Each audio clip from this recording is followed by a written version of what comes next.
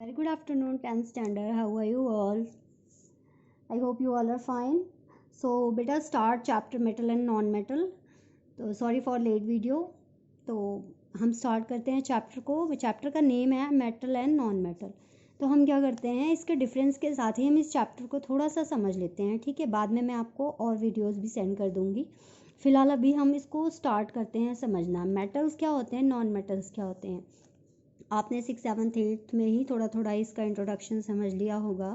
8th class में भी ये चैप्टर है metal and non metal. 9th में नहीं है, 8th में आपने थोड़ा बहुत समझा होगा, है ना. तो मेटल की काफ़ी प्रॉपर्टीज़ है जिनके बिहाफ पे हम बोल देते हैं ये मेटल है, ये नॉन मेटल है.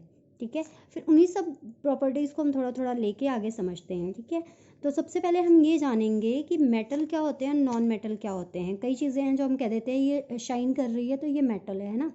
लेकिन 10th में हमने एक अदर कॉन्सेप्ट लगाया है जिसको हम डिफ़ाइन समझते हैं, जिसके थ्रू डिफ़ाइन ये है बच्चे कि मेटल के बारे में ये कहा गया है कि which have 1 2 3 electron in outermost shell. Outermost shell मतलब कोई भी वैलेंस सेल में अगर किसी भी एलिमेंट के 1 2 3 इलेक्ट्रॉन बचते हैं, दैट मीन्स वो क्या होगा, आपका मेटल होगा. जैसे एग्जांपल ले लेते हैं सोडियम का. सोडियम का एटॉमिक नंबर होता है 11. अगर हम इसका इलेक्ट्रॉनिक कॉन्फ़िगरेशन करेंगे 2 8 1 1 आया ना, that means sodium is a metal. Same as हम मैग्नीशियम ले लेते हैं. मैग्नीशियम का एटॉमिक नंबर 12 2 8 2.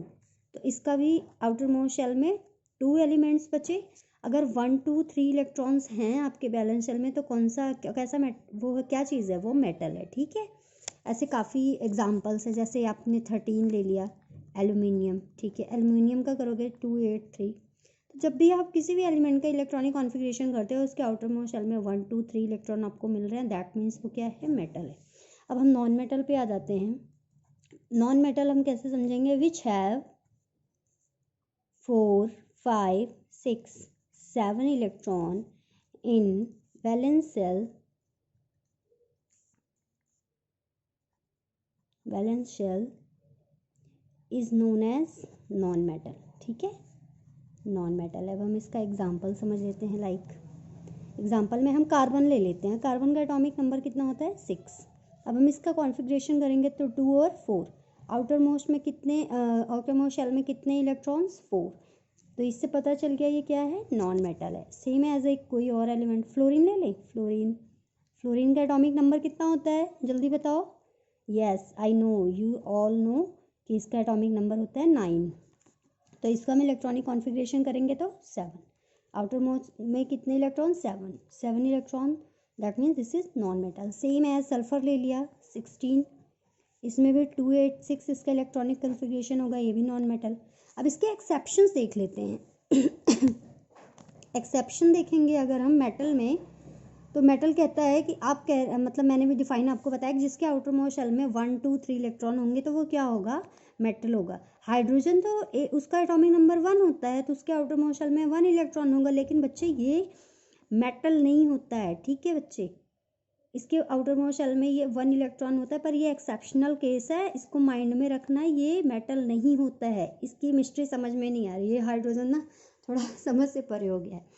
तो इसमें भी अगर हम एक्सेप्शन देखते हैं तो इसमें भी आपका जो ये है हाइड्रोजन, इसका भी आउटर मोस्ट शेल में कितने इलेक्ट्रॉन होते हैं, 1 इलेक्ट्रॉन होते हैं ना. ठीक है, इस हिसाब से तो ये मेटल होना चाहिए, लेकिन ये किस कैटेगरी में आता है, नॉन मेटल की कैटेगरी में आता है. ओके बेटा, तो ये आपको एक चीज़ समझाया मैंने. अगर समझ में आया तो ठीक है.